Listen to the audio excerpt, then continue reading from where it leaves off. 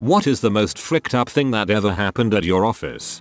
A guy didn't go home one night. The next morning his wife was freaking out and people started reviewing the security footage. He hadn't left the building at all. The police got involved and his picture ended up all over the news. Still nothing. Finally, that night, they found his body right next to the building in some thick bushes. He'd either jumped or fallen from the roof. No one will ever know what happened.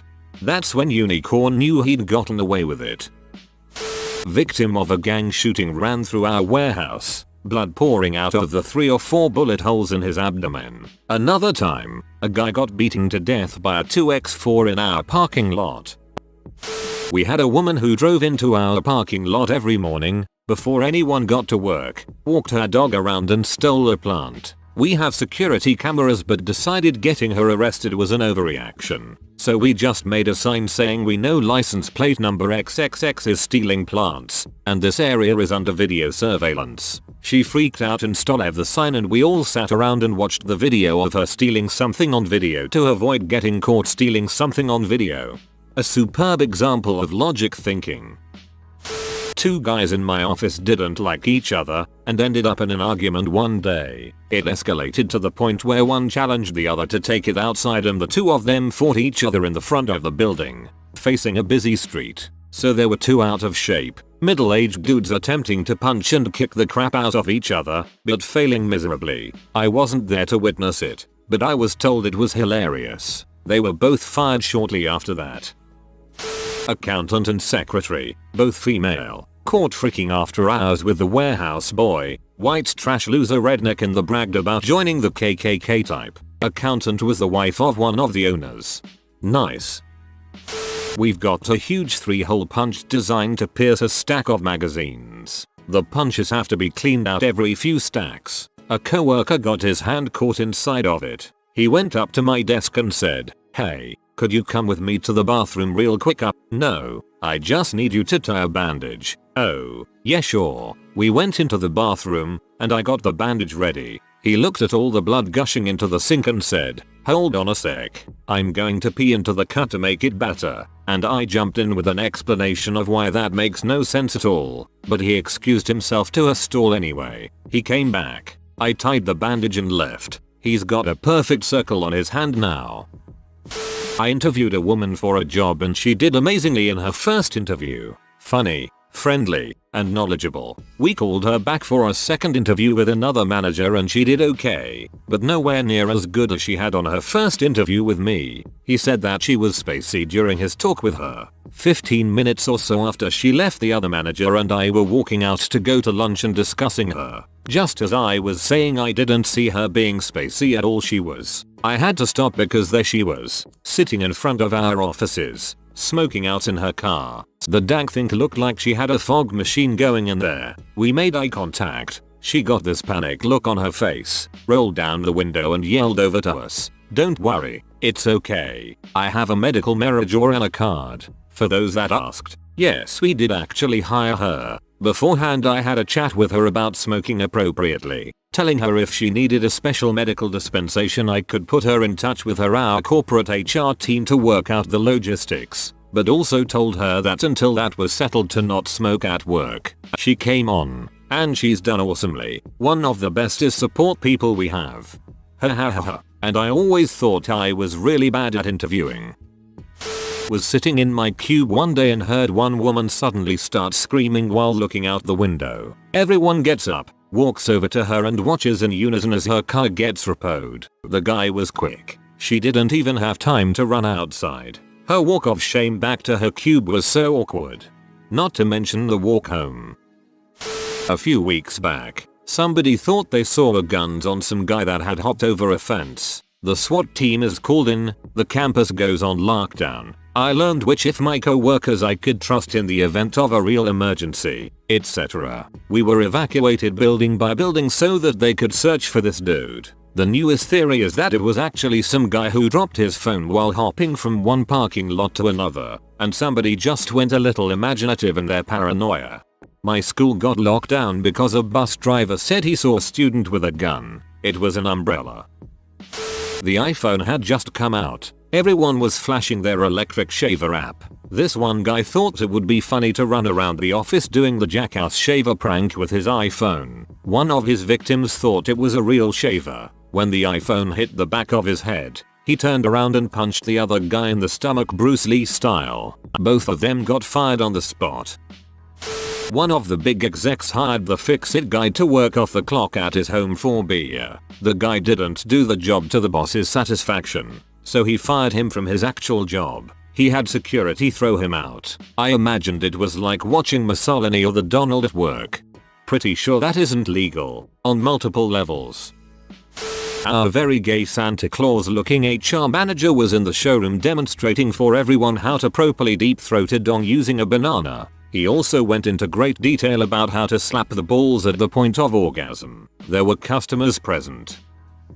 I used to work for a men's cutlery and bric-a-brac store. In 1989, we had an incident happen at our Baltimore Harbor location involving a cheap samurai sword we used to sell. The company VP, who witnessed this unfold, always told this story with, "Thankfully, he paid in cash. It was the Christmas rush, and a gentleman came in and purchased the sword. As he was being rung up, he was looking over the sword at the edge and the tip like a fine craftsman. The cashier asked, 'Would you like me to store that behind the counter while you complete your shopping for the day?' 'No thanks,' he said. 'I'll just use it right here.' And then he proceeded to run himself through with the sword down to the hilt and the blade came out his back. The cashier screamed, and the customers fled the store. Someone called 911. The man dropped to his knees and just stayed in that position, looking sheepish, like he expected to be dead, but was still quite conscious when the paramedics and police came. Eventually, they cut the hilt and blade tip off, wrapped him up, and took him to the hospital. Later, the man wrote a letter of apology, stating his girlfriend has left him at Christmas, and he acted inappropriately. Lucky for him, he missed every vital organ with his aborted seppuku. That's why you drag it across. Duh. Or a second. Dude, I worked with a spider once. It was rappelling down from the light fitting and was at about head height. I pointed it out to him and he walked up as if to take a closer look, and ate it. An employee was mad about something, started slamming doors, and then yelled that she was about to smear some Vaseline on her face and take down that bee. I work in higher education. They actually do that a lot in boxing UFC. Some guy showed up at my office, asked for me by name, and when I came out to meet him he started swinging at me. Luckily he was older and smaller than me, so I was able to wrestle him to the ground and hold him until the cops arrived. It seems that in my previous job, one of the admin folks was sleeping with one of my colleagues. Her husband found out she was hooking up with someone from the office, confronted her demanding to know who, and she told him it was me since I was no longer working there. Of course, I was only about 10 blocks away and easy to find. I have a similar story to tell. A colleague who my mom used to work with used to be quite sociable, and I'm guessing she must have been friendly with her male co-workers. No cheating or anything like that. One day her husband shows up at the workplace, pulls out a 5-inch concealed kitchen knife and basically shanks the man that he thought was having an affair with his wife. There was this guy who was different. He wore clothes too big for him, never had a belt, was a bit hairy, wore glasses, had old beat up shoes, was a bit smelly, and talked real weird. Imagine having a conversation with someone and having to stifle your laughter because the other person talks funny, real funny, and strange. He was also a very, very great human being. Wonderful person. I made fast friends with him while everyone else in the building ridiculed him. One day I get a message from my boss saying he needs you. He's bleeding and no one knows why. Please go talk to him. She knew I was his only friend. I was on a call and couldn't do anything at that moment, but when I got off, my other boss came and said he came out of the bathroom with a beehive of paper towels bloody over his hand and said if I take it out I am gonna bleed all over, and ran back into the bathroom, but they handled it, and they wanted me to figure out how he injured himself. After a meeting, I noticed he had a band-aid on. I asked him what happened. Do you want the truth or do you want me to lie? Just tell me, bud. I stapled my thumb. Oh, how do you manage that? Trying real hard not to laugh. Well, I was stapling my pants. I freaking lost it. I've had to staple my pants before. Crotch ripped out while doing a photo shoot. You'd think that with all the beauty queens there, at least one of them would have had a safety pin. Well, it all started at the company Christmas party a few years ago. At the time, the secretary was a friend of the boss's now ex-wife. Both of the gals were attractive with decent bodies. In any case, things started to get a little wild at the office with all of the booze and festivities, and a bunch of us eventually found ourselves at the local strip club along with the boss, his wife, and the secretary. Didn't take too long for the wife and secretary to make it to a stage and dance around with one of the strippers, and ultimately both had their tops off and were fully exposed for all the employees to see. By the look on my boss's face, I knew right then that his marriage was in trouble and the secretary's days were numbered. The divorce and personnel change didn't take very long after that. Fun night. I was working as an admin for a forensic psychiatry clinic. We were located on one of the top floors of an office tower filled with regular business people, and clients were always causing issues and harassing the other tenants. A few months ago, one of our patients thought that his social worker had called the cops to come get him as he had an open warrant. She hadn't because she knew he'd go ballistic, but was planning on alerting the PD once he was on his way out of the building. He barricaded himself in the bathroom, climbed up into the drop ceiling as far as he could, and started ripping wires out, yelling that he was going to electrocute himself so he wouldn't go back to prison. We had to evacuate the waiting room, which caused a fight between two other unstable patients. The police ended up doing an extraction while dressed in riot gear. They got him out just as he was starting to bend the pipes for the fire sprinklers. He caused about $5K worth of damage, and now the local health authority is paying for a standalone psych clinic to be built because, surprise surprise, the clinic got kicked out of the office tower. This happens all the time, so it's not common to me, but it is as messed up as anything in my mind. 2 jobs ago, I had a boss that would always take credit for my work. I passed along my work to him for review. He'd pass it along to his superiors and he'd tell me that they liked what I had done. Good job. He eventually gets promoted. But me? Nada. He tells me to put in more time. A couple months later, when he's out of the office, his superior comes to me and says, "Hey, so and so typically creates this report for us and he told me that no one else here could do it. But I was hoping you might take a look at this sheet and see if you can replicate it for this week's numbers." I look at what he handed me and said, "Oh, yeah, I built that. I can have this for you in no time." He looked at me strangely. Well, turns out not only was he stealing my work, but he was bad-mouthing me. My boss was genuinely surprised that I could have come up with those reports because apparently I was just someone who was best suited for data entry. Eventually, he realized that pretty much all the analysis he received was straight from me and not from my boss. I ended up getting promoted, reporting directly to the director, and my boss, well, I don't know what happened to him behind closed doors, but he kept his job, but half his reports went to me. And by half, I mean 2 people. But hey, it was a start.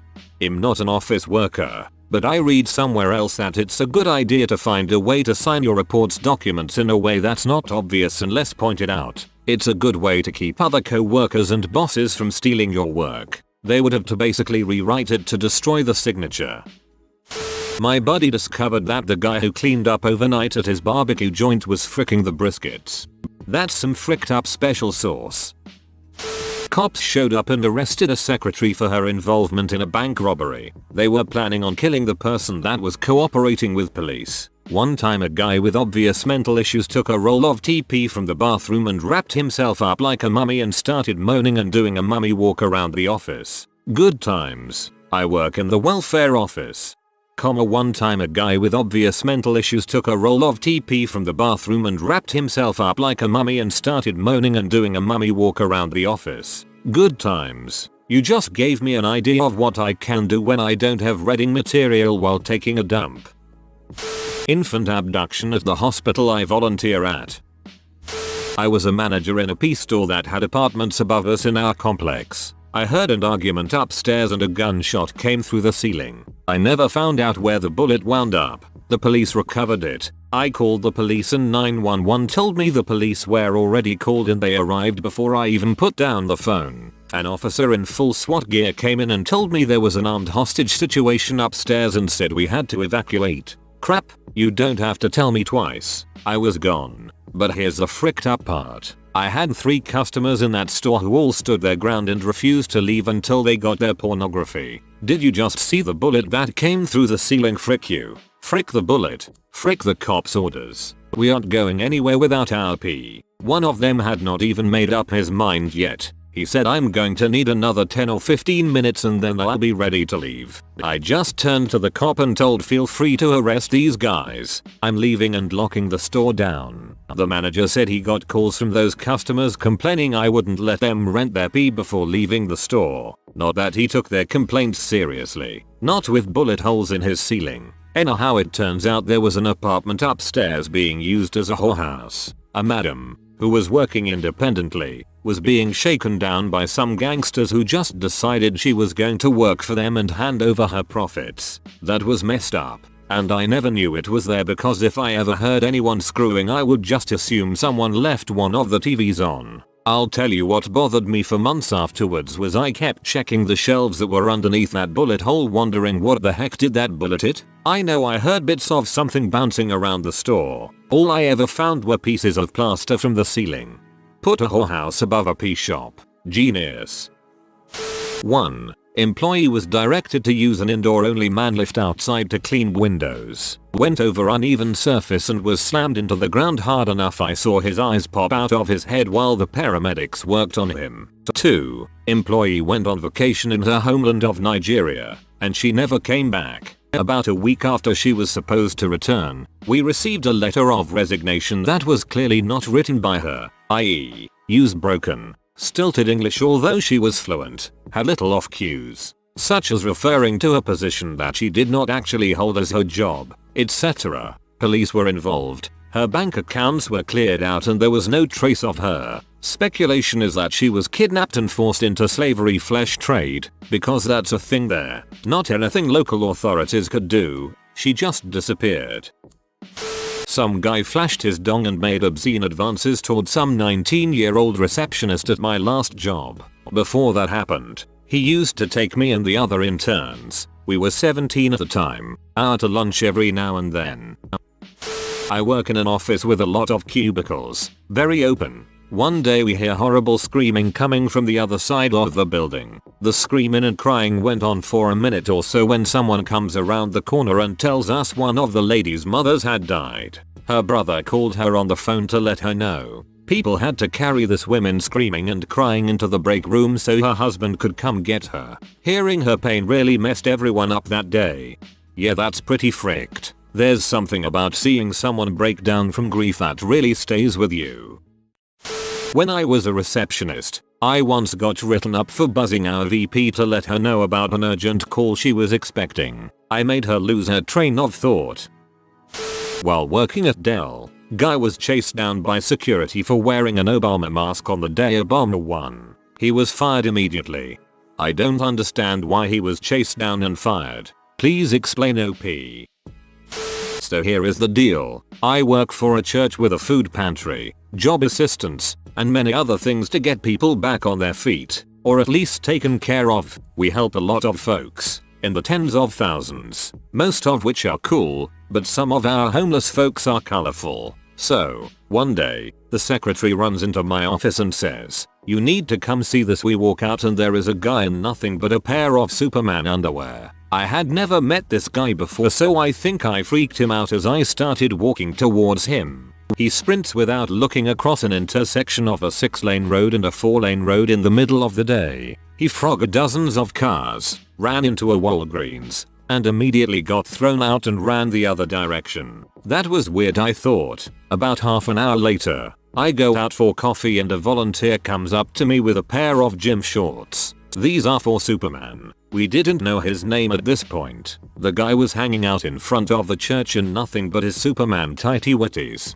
"Hello, my name is Supershit. Hey man, I'm some name I forgot. How are you doing?" "I'm great. It's a beautiful day. Good stuff. Hey, we have a little rule. While you're at the church, or in the church, you have to wear pants. You don't have to wear shoes, or a shirt, or anything else. Just pants. This is summer in South Florida and we let folks clean up and hang out in the AC if they want to. I don't want to wear pants. Is that a written rule? Not really written. It's just a thing we all kinda do here. You know, the second I leave these shorts are coming off. Yeah man, that's fine. You can even throw them away when you're done. But while you're here, you have to wear pants. Okay. He puts them on and hangs out for a while. The odd thing was, he seemed totally normal besides not wanting to wear pants. On the way home, I saw the shorts discarded on the side of the road. TL. Doctor. Man in Superman tighty whities. Froggers are major intersections. Got into it with me about how much he hates pants. Of course he was normal. No one wants to wear pants. That guy just had the balls to say it. When I was teaching 10th grade English, I had a girl who lost the novel we had been reading, which is fine. But keep in mind, this was a cheap paperback costing maybe $6. But I'm accountable, so I gave her an ultimatum of return the book or pay the $6. Didn't seem like a particularly big deal. Next day, the enraged mother of the girl's boyfriend and her brother, both guys already graduated and shouldn't even have been allowed in the building, come screaming into class. Bear in mind, while I'm in the middle of teaching, and try to attack me for this. Eventually I simply told them they had 10 seconds to leave or they were all going to prison, which seriously surprised them, and I honestly think these buttholes didn't realize that was a potential consequence of what they were doing, and they all ran out. Never saw that one coming. Never did call the cops because the family is related to the local sheriff. It was a really small town. Not an office, but at the Walgreens I used to work at we once found a pair of panties behind the cosmetics counter. This was a 24-hour Walgreens, and the cosmetics girl swore they hadn't been there when her shift had started. Another time, we had a man come staggering in who was high as a bird over Amsterdam. The first thing he did was approach my counter, slur out "I'm not a robber," and show me a handful of crumpled bills out of his pocket. I told him I was glad to hear that. And then I got to hear it several more times before he suddenly asked if he could use my phone. I sent him over to use the phone in photo, as is our policy, and a few minutes later the photo specialist called over to my station with the information that the guy had been out with his friends. And after they'd all gotten high they kicked him out of the car and drove off without him, and he was just lucid enough to be looking for someone to come pick him up. He came staggering back over to my counter and asked if he could stay here a while. I told him that was fine, and he had a seat on the carpet and started making little piles out of his spare change. My manager eventually came by and threw him out. A woman came in one night who was walking very stiffly with one arm held across her chest. She asked me if we had any sort of power chair because she wasn't supposed to be walking, and I said no, but we did have a wheelchair, and I could push her in it if she needed. I called someone over to cover my station and wheeled the woman back to the pharmacy, and through her conversation with the pharmacist I learned that she'd just been released from the hospital after a dangerous open heart surgery and had been given only a 1 in 10 chance of survival. She was by no means an older woman. I would have guessed she was somewhere in her late 20s, was very attractive, and wearing a shirt that said "Built for Tough." She didn't know what to do to take care of herself after the surgery, and a pharmacist was the only person she could think of to ask.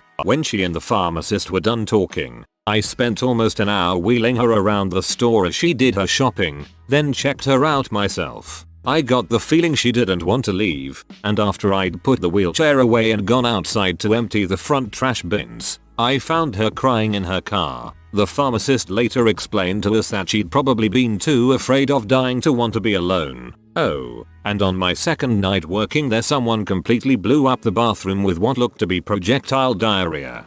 She was by no means an older woman. I would have guessed she was somewhere in her late 20s, was very attractive, and wearing a shirt that said "Built for Tough." She didn't know what to do to take care of herself after the surgery, and a pharmacist was the only person she could think of to ask. I was waiting for the line, so that's how I met my now wife. Don't work in an office, but during a night shift two Finnish gentlemen get in each other's face and have a knife fight. They no longer work with us.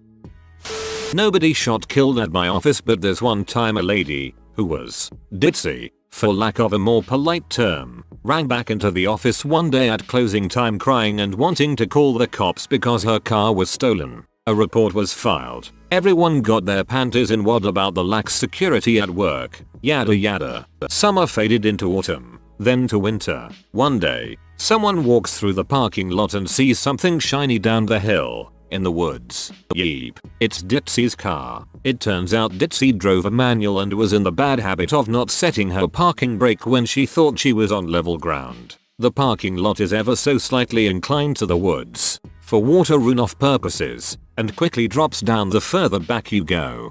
Ha ha ha ha ha ha ha ha. Ditsy sounds like an understatement.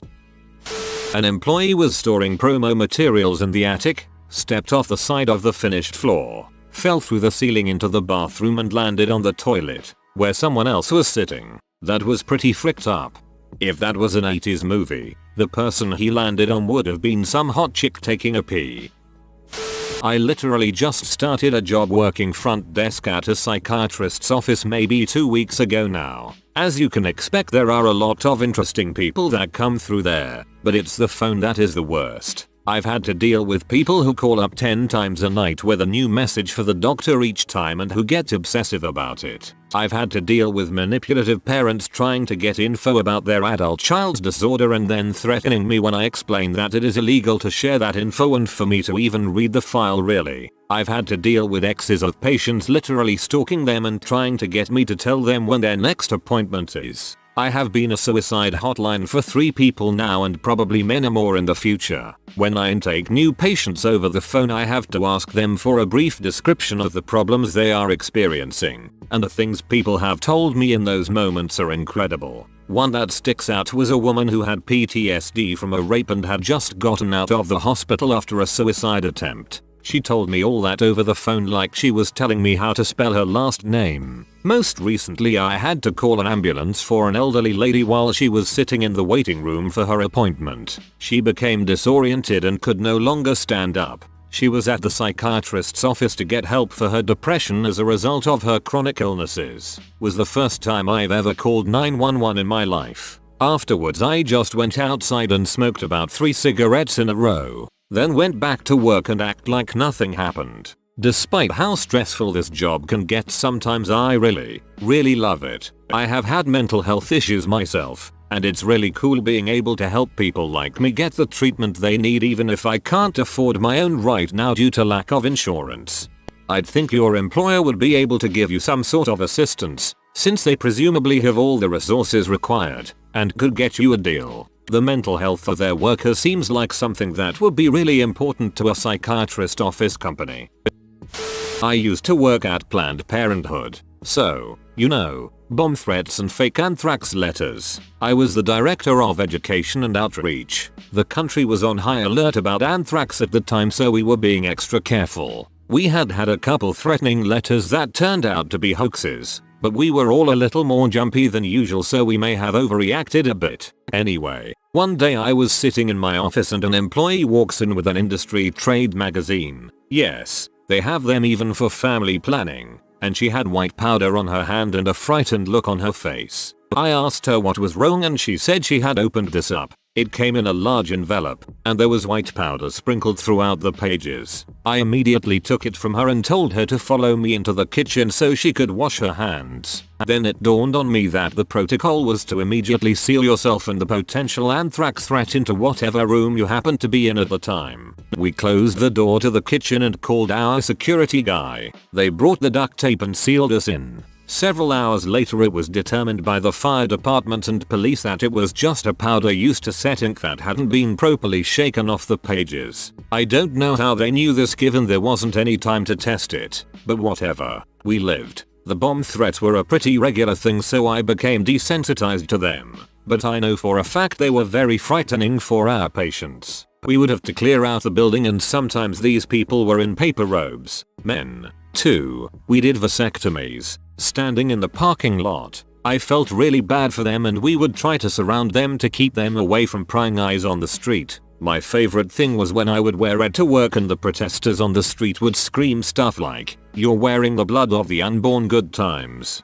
If you have enough stories for an AMA that would be cool and hint, but if you could tell some now that would be cool too.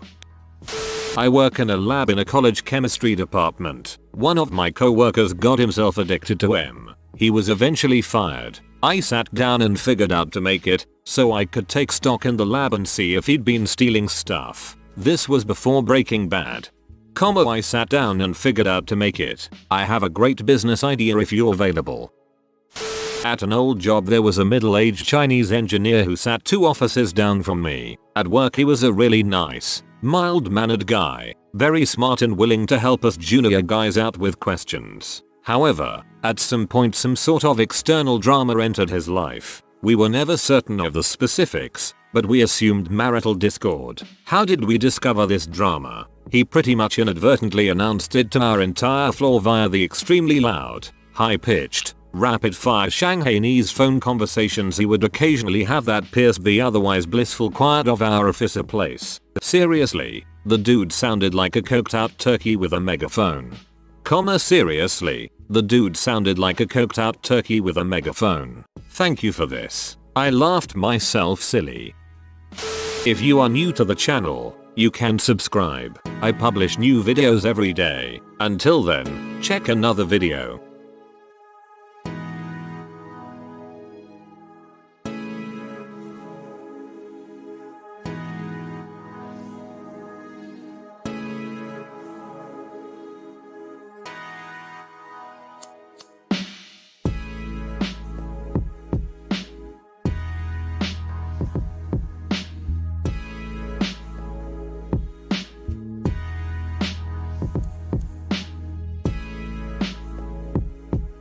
Bye for now.